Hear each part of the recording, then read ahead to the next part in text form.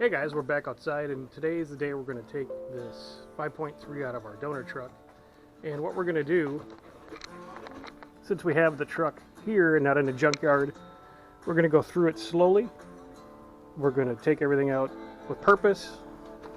We're not just going to go hack and cut wires and try to do this in a hurry, because there's no reason to. I'm going to go through it piece by piece, remove the harness, the battery box, the engine, all in one piece, take it all out in one swoop. We're going to leave the transfer case, fuel system, everything else behind that we're not going to need. And we'll go through this, we'll go through it slow, show you step by step what I had to do to yank this out. We'll see how we can look here and there and show you some things that maybe I had to struggle with, or some important things, or some kind of shortcuts so we don't have to cut or hack anything to death to get it out of this truck. Hey guys, we're about an hour in here, and here's what it looks like.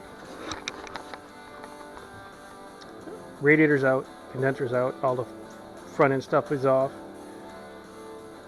Modified the radiator support, as you can see, so we can just pull this motor straight out. Disconnect the DAC, disconnect the power steering. Removed all the coolant lines. Real easy so far, everything came apart real nice. So far the only tools you're going to need is a 10mm, 13mm, a cutter of vice grips, and a screwdriver. Did all this in like an hour and at a very leisurely pace. Okay, I'll be right back in a few.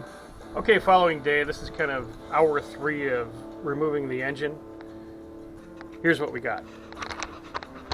We're down to taking out this steering arm, the steering link. We're moving that out of the way so we can get to the 3 bolts on this side of the engine mount.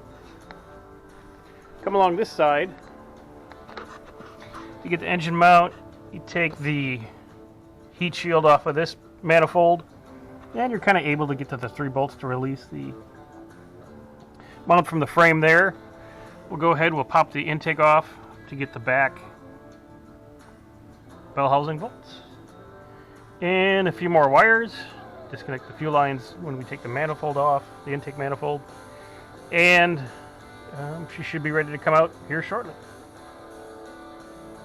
Hey guys, going into hour 4, let me show you the progress. Intake's off, the motor mounts bolts are out.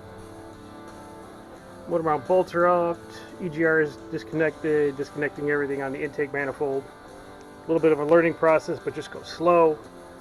I'm going to vacuum some of this stuff out so it doesn't end up down in my engine.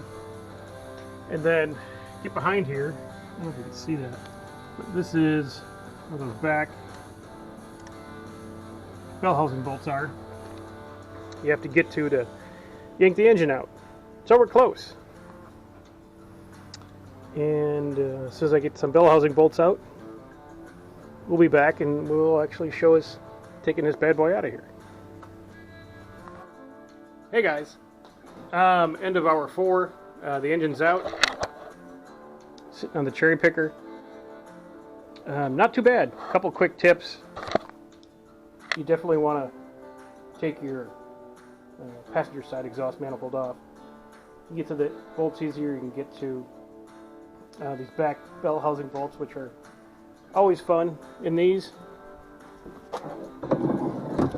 Inner fender out. And then, honestly, the bell housing bolts were not that bad once you take off the intake. But here it is, not so bad. Took it out with the converter because the converter bolts, they just weren't coming out. So we left the converter attached. We had to drop the front diff a little bit. Rotate it down. Pulled right out, no problems at all. Not a bad way to do it, really. I'll deal with the torque converter bolts here at a later date. But the engine's out. Not too bad. Same kind of handful of tools, a 15, a 13, a 10. Wire cutters. I did use a Sawzall on the exhaust. Other than that, basic hand tools, and you can get this thing out by yourself in about 4 hours. If you get a couple buddies, and you've done this before, probably about less than half that time, it's really not that bad. Just go ahead and do it. So, if anybody needs a slightly beat to shit 02 Chevy 4x4 chassis, let me know. Other than that, have a good day. Thanks for tuning in. We'll see you next time.